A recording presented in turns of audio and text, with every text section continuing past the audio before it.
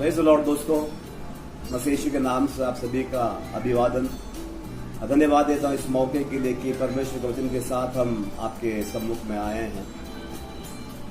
Daniel का 11 अध्याय और 32 वचन में ये लिखा है, जो लोग अपने परमेश्वर का ज्ञान रखते हैं वो हियाव बांधेंगे और बड़े बड़े कार्य करेंगे। और जैसे इस लॉकडाउन की घड़ी में हम सभी हैं, और सिर्फ हम ही नहीं, दुनिया के सारे लोग जो हैं इस दुख और संकट की घड़ी से गुजर रहे हैं। लेकिन क्या हमें उन लोगों से अलग करता है वो है क्या हम अपने परमेश्वर को जानते हैं। इसमें दानियल कहता है कि जो लोग अपने परमेश्वर का ज्ञान रखते हैं, इसलिए बहुत जरूरी है हम परमेश्वर का ज्ञान रखें कि वो कौन है। जब हम जानते हैं कि हमारा परमेश्वर सर्वशक्तिमान है, सारी ताकत और सारा सामर्थ उसके हाथों में है, और अंत में वही होता है जो वो चाहता है। जब हम जानते हैं इस स्थिति से परमेश्वर को, कि तब हम हिम्मत नहीं हारेंगे लेकिन हियाव बांधेंगे, क्योंकि हम जानते हैं कि हमारा परमेश्वर, हमारा पिता जो स्वर्ग में है, वो सब बातों में, सारी बातों में, सारे जो हालात जो है उसके नियंत्रण में है। हालेलुया। इसलिए बहुत जरूरी है। इसलिए दानियल कहता है 11:32 में, जो अपने परमेश्वर का ज्ञान रखते हैं वो हियाव बांधेंगे और बड़े बड़े कार्य करेंगे। इसलिए बहुत जरूरी है दोस्तों कि हम परमेश्वर को जानें। तो परमेश्वर को जानने के लिए बहुत जरूरी है हम परमेश्वर के वचन को जानें, क्योंकि वचन के बिना हम परमेश्वर को जान नहीं सकते हैं। जो कुछ भी परमेश्वर है, उसका चरित्र, उसका स्वभाव, उसका सामर्थ, जो उसने हमसे वादे किए हैं, ये सब कुछ जो है परमेश्वर के वचन में लिखा हुआ है। इसलिए बहुत जरूरी है हम वचन को जाने, अध्ययन करें, दिन रात उस पर हम मनन करें और उसके अनुसार हम करें। तब परमेश्वर कहता यहोशुआ से, तब तू सफल होगा हर बात में। जहां जाएगा कोई भी तुम्हारा सामना कर नहीं पाएगा। इसलिए यीशु भी कहते हैं मत्ती का 4 अध्याय 4 वचन में कि मनुष्य केवल रोटी से नहीं लेकिन परमेश्वर के मुख से निकले हुए एक एक वचन से जीवित रहेगा। अब हम देखते हैं उस हालात को, हम देखते हैं यीशु जो है 40 दिन उपवास किया है, ना कुछ खाया है ना कुछ उन्होंने पिया है, और बहुत ही भूखे हैं। और तब शैतान जो है आके यीशु के पास कहते हैं, उन्हें चुनौती देते हैं, अगर तू परमेश्वर का पुत्र है, इस पत्थर को रोटी बनाने के लिए आज्ञा दे। यीशु भूखा है, बहुत ही थका हुआ है, विश्राम की जरूरत है। फिर भी इस परेशानी की घड़ी में भी, इस भूखे हालात में भी यीशु क्या कहते हैं, शैतान को क्या जवाब देते हैं कि मनुष्य रोटी से जीवित नहीं रहता है लेकिन परमेश्वर के मुख से निकले हुए एक एक वचन से जीवित रहता है। इसलिए बहुत जरूरी है कि हम परमेश्वर के वचन को जो है हमारा दिल में छुपा के रखें। परमेश्वर के वचन को जो है दिन रात हम मनन करें, अध्ययन करें। यदि व्यवस्था विवरण की किताब को हम देखते हैं, परमेश्वर अपने लोगों को आज्ञा देता है, तू अपने बच्चों को उठते वक्त, जागते वक्त, बैठते वक्त, सोते वक्त, हर वक्त उन्हें परमेश्वर के बारे में बताओ। क्यों कहता है? क्योंकि बच्चे जो हैं, जो भी हम कहते हैं उन्हें वो विश्वास कर लेते हैं, यकीन कर लेते हैं। तो इसीलिए हम देखते हैं, वचन में देखते हैं कि कुछ पीढ़ी जो है परमेश्वर के रास्ते पर चलने लगी, लेकिन जब आगे आने वाली पीढ़ियों ने अपने आने वाली पीढ़ी को परमेश्वर के विषय में बताया नहीं, तो बाइबल बताती है वो लोग परमेश्वर से दूर चले गए। इसलिए बहुत जरूरी है कि हम वचन को हम ध्यान दें, वचन का अध्ययन करें, वचन का मनन करें। तभी जो है हम अपने आप को हर एक हालात में, हर एक परिस्थिति में हम अपने आप को मजबूती से हम रख पाएंगे। यही कहता है यीशु, कहता है मत्ती का 7 अध्याय में यीशु क्या कहता है, जो मेरे वचन को सुनता है और उसके अनुसार करता है, वो इंसान उस व्यक्ति के समान है जिसने अपना घर जो है चट्टान पर बनाया है। और दूसरा व्यक्ति जो वचन को जानता नहीं है, वो किसके समान है? मूर्ख के समान है। वो वचन में क्या यीशु क्या कहते हैं, वो इंसान जो मूर्ख जो है, वो अपना घर को उसने क्या किया है? रेत पर बनाया है। लेकिन इस बात को ध्यान देने वाली बात आप देखिए, यहाँ पर दोनों घरों पर जो है परीक्षाएं आई, दोनों घरों पर तूफान आया, दोनों घरों पर बारिश आई, दोनों घरों पर संकट आया, लेकिन जो घर चट्टान पर बसा हुआ था वो घर नहीं गिरा। तो जब अपने जीवन को हम वचन के आधार पर बनाते हैं, चाहे वो जीवन हो, चाहे वो परिवार हो, चाहे वो कोई भी हमारा क्षेत्र हो, जब हम परमेश्वर के वचन के आधार पर हम बनाते हैं, तब हम उस इंसान के समान है जो बुद्धिमान है, जिसने अपना घर जो है चट्टान पर बनाया है। परीक्षा आएगी, कभी यीशु ने ये नहीं कहा कि परीक्षा नहीं आएगी। संकट भी आएगा, कभी यीशु ने नहीं कहा संकट नहीं आएगा। यीशु ने ये कहा है, उल्टा यीशु ये कहते हैं कि संसार में तुम्हें क्लेश है। यीशु कभी ये नहीं कहता है कि मेरा पीछा करो, तुम्हारा जीवन जो है आराम से जाएगा। कभी यीशु ने ये नहीं कहा। यीशु ये कहता है संसार में तुम्हें क्लेश है। ये क्लेश किस कारण है? यीशु पर विश्वास करने के कारण है, क्योंकि संसार जो है दुश्मन के हाथों में है, शैतान के हाथ में है। तो इसीलिए जब हम परमेश्वर के लोग होने के नाते संसार में जी रहे हैं, हमें परीक्षाओं का सामना करना पड़ता है। और जब तक परमेश्वर का हाथ राज्य नहीं आएगा, तब तक हम इन परीक्षाओं से हम गुजरेंगे। लेकिन याकूब में यह भी लिखा है कि जब तुम परखे जाते हो, तब तुम धीरज में बढ़ते हो। हम परीक्षाओं के कारण हम अलग अलग तरह से परखे जाते हैं, तो बाइबल बताती है हमारा धीरज जो है बढ़ता है, और धीरज बढ़ना बहुत जरूरी है। और परमेश्वर का राज्य का एक सिद्धांत है, हर बात को परखता है, हमारा विश्वास को परखता है, हमारे प्यार को परखता है, हर क्षेत्र में हमें वो परखता है। इसलिए नहीं हमें गिराने के लिए, लेकिन वो चाहता है हम मजबूत बने। जिस तरह से खिलाड़ी जो है अपने आप को मजबूत करता है, वो कसरत करता है, दौड़ता है, कुछ बातों को नहीं खाता है, कुछ बातों को खाता है, इसलिए कि हो सकता है उसे खाने की इच्छा है, खाने की चाहत है, फिर भी अपने आप को सुदृढ़ करने के लिए कुछ बातों को मना करता है।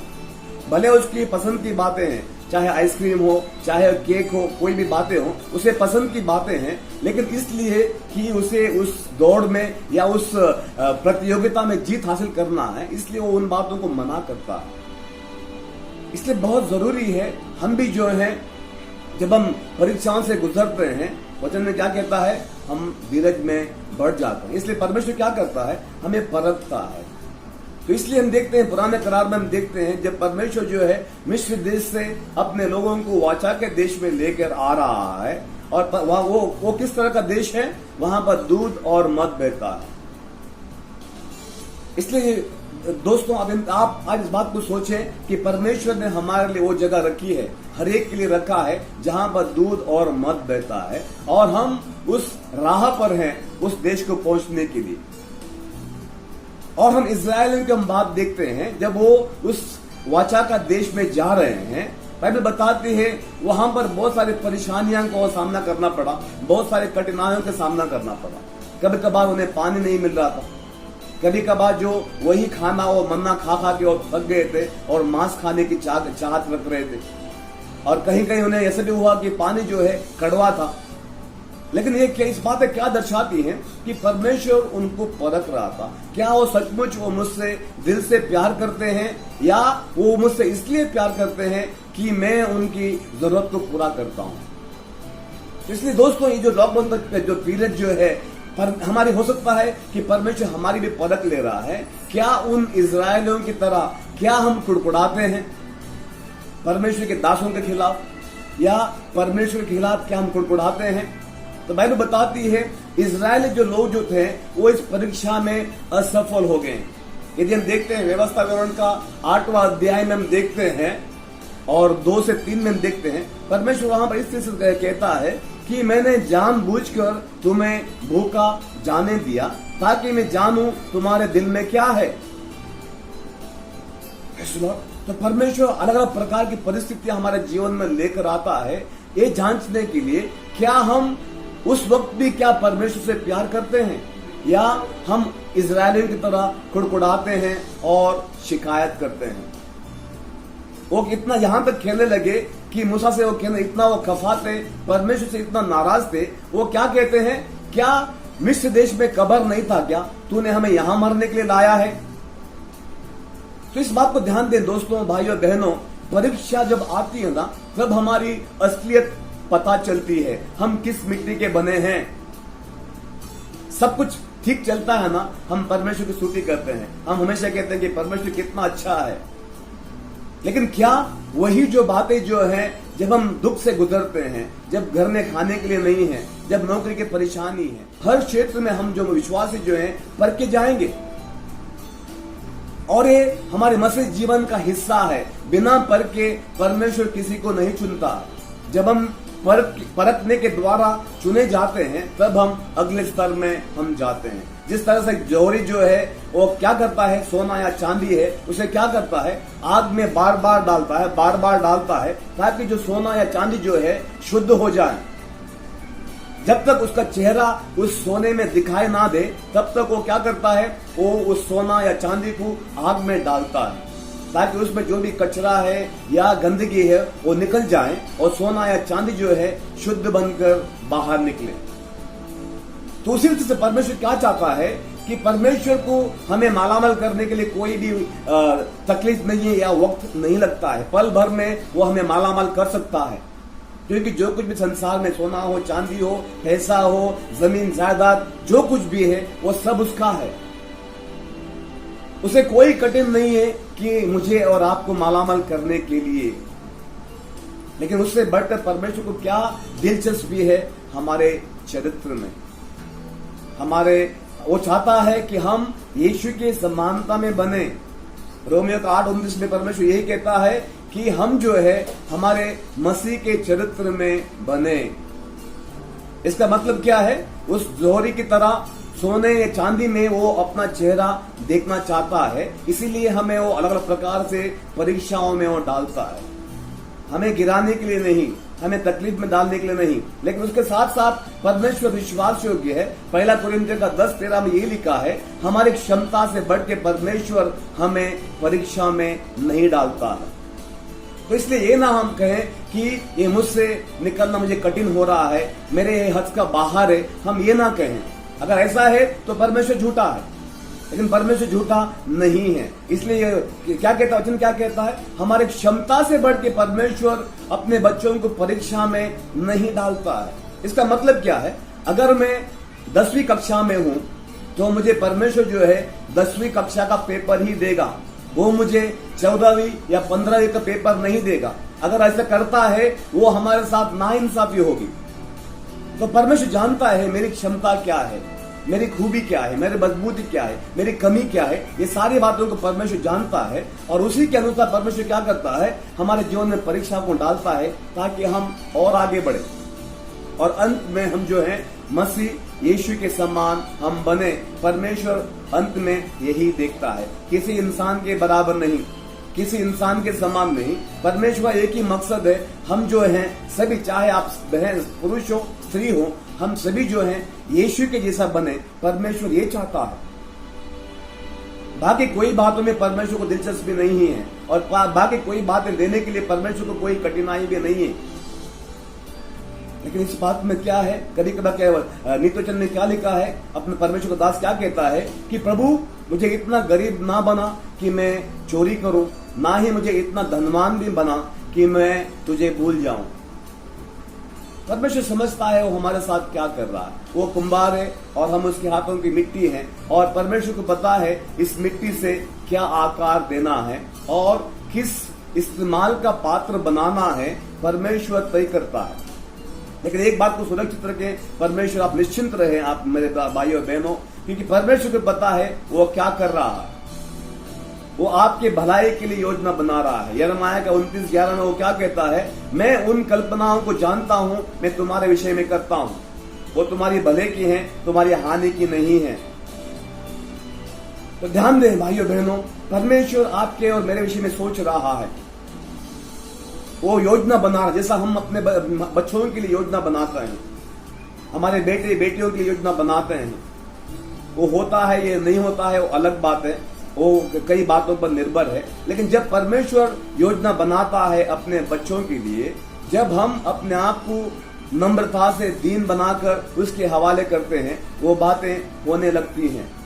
और यही बात परमेश्वर ने इजरायलियों के लिए बनाया था, कल्पना बनाई थी कि मैं मेरे बच्चों को, जो वहां पर मिस्र देश में बहुत परेशानी से गुजरे हैं, गुलामगिरी की है उन्होंने, वो वहां पर परेशान थे, दुखी थे, और मैं चाहता हूं कि उन्हें अब मैं विश्राम दूं और उस देश में ले जाऊं जहां दूध और मध बहता है। और परमेश्वर उन्हें ले जाना चाहता था और ले जाने की शुरुआत भी की थी परमेश्वर ने, लेकिन इन लोगों ने जो है परमेश्वर के खिलाफ कुड़कुड़ाया, शिकायत की, मूसा के खिलाफ बात करने लगे, मुख से जो है कड़वी बातें निकलने लगी, गुस्सा किया उन्होंने, नाराज हो गए, न क्षमा था, दोष लगाया। तो इसलिए वचन ने क्या लिखा है, परमेश्वर उनके साथ खुश नहीं था और इसीलिए उनमें से कोई भी जो है परमेश्वर के उस वाचा किए हुए देश में प्रवेश कर नहीं पाए। वे सभी जो है उस 40 सालों के दौरान जो है उस रेगिस्तान में जो है वो मर गए। वे सब के सब जो लोग थे जिन्होंने परमेश्वर के खिलाफ कुड़कुड़ाए, मूसा के खिलाफ शिकायत की, दोष लगाया, नाराजगी व्यक्त की, वे सभी जो है उस रेगिस्तान में 40 साल के दौरान वो लोग मर गए। तो उनकी पीढ़ी जो है वो जो है परमेश्वर के जो वाचा के देश में जो है प्रवेश कर पाए। इसलिए बहुत जरूरी है, इस खास हो सकता है हम परेशानी से गुजर रहे हैं, हो सकता है हमारे पास पैसे की घटी हो रही है, हो सकता है जो खाने पीने की कमी है, हो सकता है हम बहुत सारी जो परेशानी का सामना कर रहे हैं, लेकिन इस बात को ध्यान दो, एक दो मेरे भाइयों बहनों, कुड़कुड़ाओ मत, शिकायत मत करो, नाराजगी व्यक्त मत करो, ना ही परमेश्वर के दासों के खिलाफ या किसी और के खिलाफ नाराजगी व्यक्त मत करो, कुड़कुड़ाओ मत। लेकिन हम क्या करें, या दाऊद के समान, जैसे कि दाऊद क्या कहता है भजन संहिता 34 में, मैं हर समय परमेश्वर को धन्य कहा करूंगा और उसकी स्तुति जो है निरंतर मेरे जबान पर बनी रहेगी। अब जानिए, दाऊद को मारने के लिए उसका दुश्मन जो अबीमेलेक जो है ढूंढ रहा है, और ये वक्त वो है जब दाऊद लिखता है जब अबीमेलेक के सैनिक जो है दाऊद को पकड़ लेते हैं। लेकिन इस बात को ध्यान दें, दाऊद निर्दोष है, उसने किसी के खिलाफ कुछ गुनाह नहीं किया है, किसी को उसने फंसाया नहीं है, किसी को उसने मारा नहीं है, क्यों फिर भी दुश्मन जो है उससे जलते हैं और वो चाहते हैं दाऊद को खत्म करें। और जब वो दाऊद जो है दुश्मन के सैनिकों के हाथों में फंस जाता है, तब वो क्या करता है, पागल होने का ढोंग करता है। वो पागल नहीं है, लेकिन पागल होने का ढोंग करता है ताकि वो उनके हाथों से बच जाए। उसके मुंह से जो है थूक गिरने लगती है और दाढ़ी से उसका थूक जो है नीचे गिरने लगती है और एक पागल होने का ढोंग करता है। और जब वो देखते हैं कि ये तो इंसान पागल हो गया है, अब इससे हमें कोई खतरा नहीं है, और वो क्या करते हैं, दाऊद को छोड़ देते हैं। और जब वो छूट जाता है उनके हाथों से, तब ये भजन संहिता 34 या 34 जो है दाऊद लिखता है। और लिखने की शुरुआत कहां से करता है, वो शिकायत नहीं करता है कि प्रभु मैंने कोई गुनाह नहीं किया है, मैंने किसी का बुरा नहीं किया है, प्रभु मेरे जीवन में ये क्यों हो रहा है, प्रभु तू कहां है, इस तरह की बातें वो नहीं करता है। लेकिन उसकी खूबी देखिए भाइयों बहनों, क्या कहता है कि मैं हर वक्त परमेश्वर को धन्य कहा करूंगा और उसकी स्तुति निरंतर मेरे जबान पे बनी रहेगी। इसीलिए परमेश्वर इसके बारे में क्या गवाही देता है, दाऊद जो है मेरे दिल के पीछे है। तो इसलिए दाऊद परमेश्वर से प्यार करता है, इसलिए नहीं उसने उसे राजा बनाया, इसलिए नहीं उसके पास बहुत सारा सोना चांदी है, इसलिए नहीं कि वो परमेश्वर ने उसको आशीर्वाद किया, मालामाल किया, इसलिए भी नहीं, लेकिन क्योंकि वो उसका परमेश्वर है, इसीलिए वो उससे दिल से प्यार करता है। जब हम परमेश्वर से दिल से प्यार करने लगते हैं, जो भी हालात हो, हालात कभी भी हमेशा वही नहीं रहते हैं, कभी हालात अच्छी होती है, कभी हालात बिगड़ जाती है। यदि हम परमेश्वर के दासों को देखते हैं, शुरुआत से लेकर अंत तक हर एक का जीवन में ये बातें हुई हैं। कुछ लोग जो है परमेश्वर के खिलाफ बात करने लगे और परमेश्वर से दूर गए, लेकिन जैसा कि दाऊद है, जैसा कि यूसुफ है, जैसा कि दानियल है, जैसा कि अब्राहम है, ये लोग जो क्या कर रहे थे, इस दुख के घड़ी के बावजूद भी, अयूब भी जो है, इस दुख के घड़ी के बावजूद वो लोग क्या कर रहे थे, परमेश्वर से जुड़े हुए थे। उन्होंने परमेश्वर को दुहाई देना नहीं त्यागा, परमेश्वर की महिमा करना नहीं छोड़ा। इस दुख के घड़ी में जो है वो उल्टा जो है परमेश्वर के और करीब गए। जिस तरह से एक बच्चे को चोट लगती है, वो क्या करता है बच्चा, उस चोट की घड़ी में वो क्या करता है, माँ या बाप के गोद में जाके लिपट जाता है। और ये वक्त वो है कि हम इस परेशानी से गुजर रहे हैं। ये वक्त है कि हम जो हमारा बाप जो स्वर्ग में है उसके गोद में जाके अपने आप को छुपाएं। परमेश्वर इंतजार करता है कि हम उसके गोद में जाएं। और एक बाप के समान वो क्या करता है, हमें सराहता है। वो कहता है कि बेटा ये वक्त गुजर जाएगा, लेकिन मुझ पर विश्वास कर, मैं तेरे जीवन में कुछ अच्छा ला रहा हूं। मैं जो योजना या कल्पनाएं तुम्हारे विषय में मैं करता हूं वो तुम्हारे हानि की नहीं, तुम्हारे भले की। तो दोस्तों, ये घड़ी है हम परमेश्वर के करीब और जाने का है। हम अय्यूब की कहानी देखते हैं। अय्यूब उस जमाने का सबसे धनवान इंसानों में एक था। कई हजारों बैल बकरियां, कई हजारों गधे, कई हजारों ऊंट, सब और हजारों नौकर चाकर, खुश जिंदगी था, मालामाल था, परमेश्वर उसको किया था। लेकिन जब सब कुछ उसके हाथ से निकल गया, तब हम क्या देखते हैं, यदि हम अय्यूब का किताब को हम पढ़ते हैं कि उसकी पत्नी आके उससे क्या कहती है कि क्या तू अब भी परमेश्वर को दुहाई दे रहा, परमेश्वर को श्राप दे और मर जा। लेकिन अब तब अय्यूब क्या कहता है, क्या हम परमेश्वर से सिर्फ अच्छाई ले लें, जब क्या बुरा होता है क्या उसकी हम शिकायत करें, उसको हम श्राप दें? ये नहीं हो सकता। वचन में क्या कहता है, इन सब के बावजूद भी अय्यूब ने एक भी पाप नहीं किया, परमेश्वर के खिलाफ उसने शिकायत नहीं की और परमेश्वर ने उसकी विश्वास योग्यता देखी। और अंत में हम क्या देखते हैं, जो भी उसने खोया था उसका दुगना परमेश्वर ने उसको दे दिया। और आज भी वो वही परमेश्वर है, वो बदला नहीं है। अगर वो अय्यूब के साथ कर सकता है, वो मेरे और आपके साथ भी कर सकता है। क्योंकि इब्रानी का 13:8 में क्या कहता है, मसीह यीशु वही है कल, आज और युगान युग, वो वही है, कभी नहीं बदला है, ना कभी बदलेगा। और वो किसी के साथ वो भेदभाव कर सकता है। अगर वो अय्यूब के लिए उसने किया है, मेरे लिए नहीं करेगा, ऐसा नहीं हो सकता है। लेकिन क्या मैं भी अय्यूब के समान परमेश्वर से दिल से प्यार कर रहा हूं?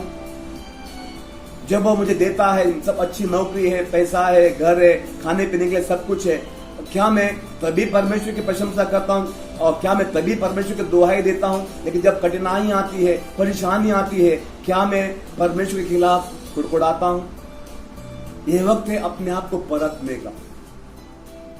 क्या हम परमेश्वर का पीछा इसलिए कर रहे हैं क्योंकि हमें अच्छी नौकरी मिली है, जब से हम परमेश्वर को जाना है, हम पैसे में तरक्की पाई है, चंगाई मिली है, क्या इसीलिए हम परमेश्वर का पीछा करते हैं? या तब भी हम परमेश्वर का पीछा करेंगे जब सब कुछ हम जो चाहते हैं वैसा नहीं हो रहा?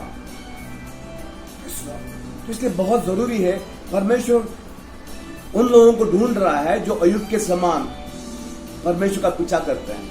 उन लोगों को ढूंढ रहे हैं जो यूसुफ के समान दुख से गुजरा, परेशानी से गुजरा, फिर भी उसने परमेश्वर का पीछा करना नहीं छोड़ा।